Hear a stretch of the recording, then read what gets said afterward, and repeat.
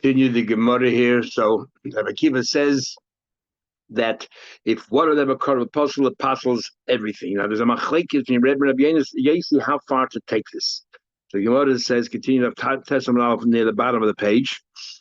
Amar Rabbi Yasi, when do we say this? Bedin in the fashes. Only by din in the fashes do we say if one of them is apostle or korban ruins everything. Aval bedini mamanas, when it comes to money matters, it doesn't matter.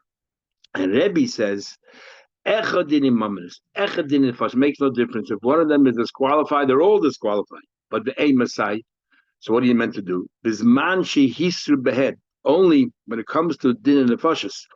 When do we say by din and the fashes if one of them is disqualified, they're all bottled? If all the witnesses gave their warnings, but if not all the witnesses gave their warning, what should you do? What you do? It happened to be two relatives and another person saw something happen. That's it. The guy walks away scot-free. So it's only when you gave hasra do you show that you're a participant in the aegis. And Rabbi Yasi disagrees. And Rabbi Yasi disagrees. So therefore that's the machlekes. That Rebbe holds that if one of them, that when do we say the Aedis is possible if they all gave Asra? If they didn't all give Asra, then everything is everyone is disqualified. And Rabbi Yasi says that only by din in the Fashas do we say that one of them is a korban apostle, they're all disqualified. Interesting here. So we're talking about a case over here where not all of them, in a case where not all of them gave hasra. According to Rabbi Yasi, if one of them was a korban apostle, the entire Eidos falls apart, even though they all didn't give hasra. So therefore, this case over here can only be for 3 judges. It will never morph into a din in the fashes. But according to Rebbe, if the one that's a relative did not give hasra, so then it's still a valid din in the fashes. And it could continue as a din of fasha. That's why you need 23 judges. Now, it's interesting over here, the way Taisus here and Taisus and Sukkah and in Makkah, that above is a big machlekes Rishonim. According to Taisus, when do you become a witness? The moment you saw something, you are a witness if you had kavanah to say edus, and perhaps you also have to come to court and testify. Because if you don't come to court and testify, even though you saw it and you had covered edus, it doesn't make you edus. Because otherwise, the problem when it comes to every chuppah and kedushin, and you have members of the family witnessing, that's it. You no longer have any witnesses witnessing the chuppah and kedushin. But if we say that it only happens if you confront them in front of a bezin, then there's no issue whatsoever. So what's the problem when he came ma'yas or shnei? Just don't come to court. We're talking about such cases. Maybe that you don't know the other person went to court. So we have a problem of ma'yas or shnei. Others say that no, that you don't become the problem is you become a witness the moment the moment you saw the witness, you're already the incident, you're already a witness, already chalais of a witness. Others say if you saw and you're kavanah to be witnesses, you have a chalais of being witnesses. So then there's a problem with chuppah kedushin. According to those Rishonim, that's why you say that you two are the witnesses, the exclusion of the rest. So that's how we explain the machlekes in the Mishnah. One other way, the boy say there's another way. This is way number 7. Whether it morphs into a din of fashel or not, we have witnesses here, but the problem was who gave the hasra, not the witnesses themselves, but somebody else. But not the witnesses. And the argument is who has to give the hasra? Is the machlekes Rabbi Yasi Rabbanon. Not when Rabbi Yasi but the Edom themselves have to give us Remember, it says our pish nine Edom verbally they have to give us. So the one opinion says they're talking about that somebody else gave us. So our mayor says, look, this cannot turn into din in the fashas. Therefore, 3 judges are enough. They follow the opinion of Rabbi Yasi, and the Chum hold no, it doesn't matter who gave the hasra. It's good enough, and therefore it's a din in the fashas. Case number 8, answer number 8. And the machlekes is as follows. We know that in every interrogation there's bedikas and there's chakiris. The chakiras are the 7 essential questions to determine what time of the day it is and the place so that we can find them out to be liars or not. Bedikas are the details, what color coat, what color knife, and those things. When it comes to bedikas, what happened when it comes to chakiras, if there's a mistake there or if they contradict each other, we throw the whole case out, because how are you ever going to find them liars? There's no Adam Zayman possible because we don't have a definitive time. However, bedikas, it's possible that some people are more cognizant of what's happening around them, people are less. So what happens if they contradict each other? Bedikas, there's a machlekes whether we throw the testimony out of court or not. How pedantic are we?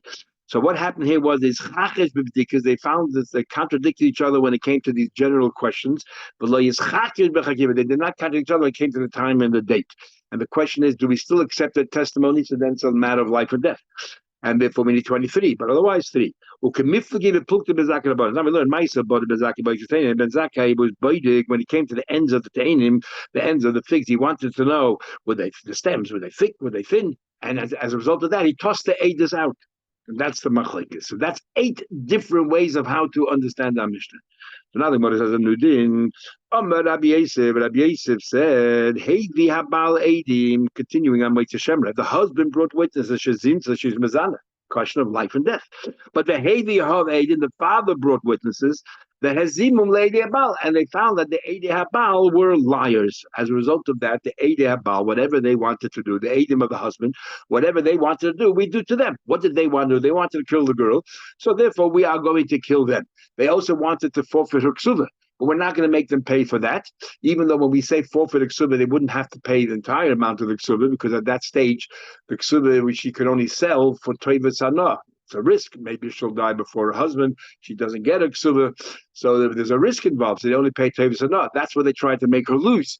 But we have a rule: come labor derabba b'nei. Whenever you have 2 punishments for one crime, we give you the stricter one: the death versus the cap of the money.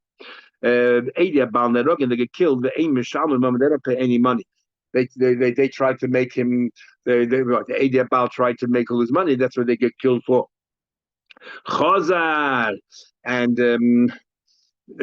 As a result of that the Eidei Habal was false, the husband has to pay $100. That's something between the husband and the Eidei, don't do it with the Eidei Habal. But Chazar, the Eidei Av.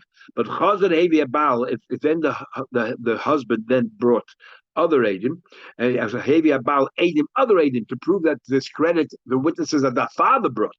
So now the father's witnesses are going to get punished. The Hazim lady of Eidim will get double punishment. Why? Because they try to hurt 2 different people. They're going to get killed because they try to kill the Eidim, and they're not going to get killed because they try to kill the Eidim. And they also wanted the husband to pay $100 to the father. They're going to have to pay the $100 to the husband. Shalom and mom, they pay money. Mom lazel versus that. They have to pay money to the husband because they wanted him to pay the $100. That's the number 1. Then number 2 is the concept of whether we say that you give us a testimony. Part of it is credible, but part of it we cannot believe for certain legal impediments. Do we isolate that part or not? So I'm going to base it plainly. So you come along and say, this man raped me. So now the part that this question here, I'm not incriminating myself whatsoever. So I'm believed to what? To find that person guilty with another person together with 2 witnesses. What about if he says, I was a willing complicit person, so I'm incriminating myself. He's a Rosh, who's a Rosh. And Rabbi Yosef says, well, we have to toss out the entire testimony, because once I've established I'm a Rosh, it's one testimony. You can't believe that the other person was involved. You can't make a Rosh 8. However, Rabbi says, since technically you cannot incriminate yourself, you plead the 5th. They know the Meitzah Matzah Rosh, you cannot make yourself a Rosh. So the part where you talk about yourself, we completely dismiss, and when we accept only the part that person committed a crime. But we don't accept the part that you are complicit. Now, whether we accept the part that you were there, but instead of saying complicit, we say you were forced. That's how some people want to learn, but Taisa dismisses and says, no, we don't know who the other party is, but it's irrelevant. If that guy committed a crime, you have 2 witnesses, and he was a Revei someone, he indecently assaulted somebody, that's enough. And Omar Rabbi says something similar. He says, Plaini Baal Ishti, that person had a relationship with my wife. He and someone else can kill that person. But he cannot say testimony against his own wife. Why? Because a woman and a husband are one and the same, but like related to your wife, you can't give testimony. it's all part of the same thing. So we're splitting your testimony. We're going to believe you about that man and not about your wife. Micah Mashlan, so what are you telling us? The Befalgina, the Buddha, we divide your testimony. No, hi, no, ha, he just told us that. Says they want to know. Mountain, I would have thought, Odom Kodavetz we say that a person is relative to yourself, and therefore we're gonna divide the words and dissect the words and say the part about yourself is never happened.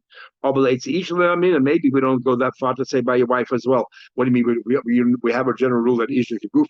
But over here, once we believe you and this other person, the two witnesses, that person committed a crime with a married woman, then maybe since we believe in that, it's all part of the same testimony. Maybe in this case, we'll believe you also regarding your wife because we have another person with you.